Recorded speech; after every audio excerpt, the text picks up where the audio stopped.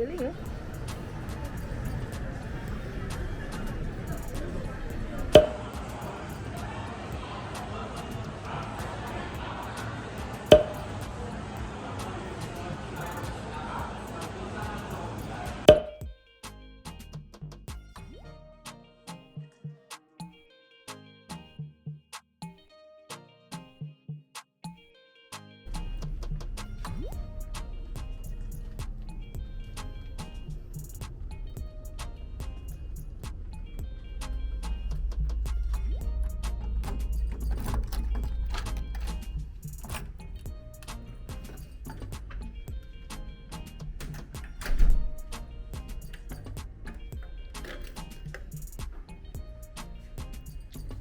So, ito ang room namin.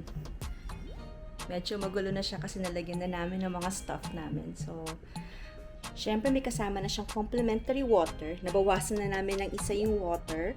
And then may apat din siya na coffee and green tea. So, the usual na merong yung pang-init ng water. And then meron siyang maliit na ref. And I think this one is the humidifier.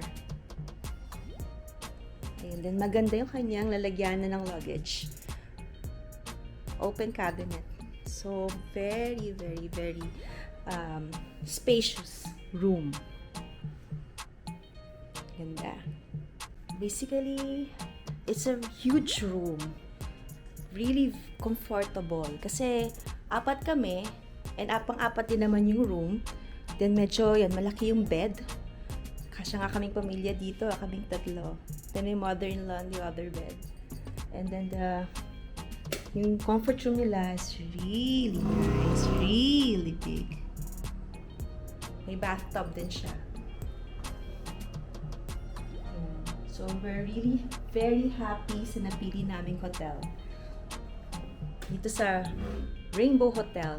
Dito lang siya sa Seaman. Ang lapit sa lahat, pagbaba nyo, nandun na ang daming kainan. Lahat ng mga gusto nyong kainin dito sa Taiwan, like yung hot star chicken, mga bubble tea, even Coco Ichibanya, meron din. May 7-Eleven na malapit, may Starbucks, as in, ka-street lang niya. Kaya sulit dito guys, sa Rainbow Hotel. Try nyo. Maliit lang. For exit.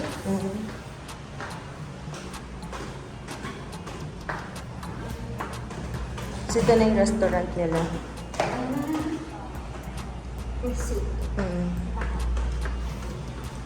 Kaya bababa.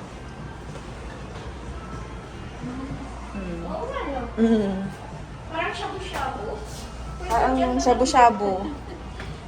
Buti pa dyan na lang tayo ulit. Pwede din. Malapit lang.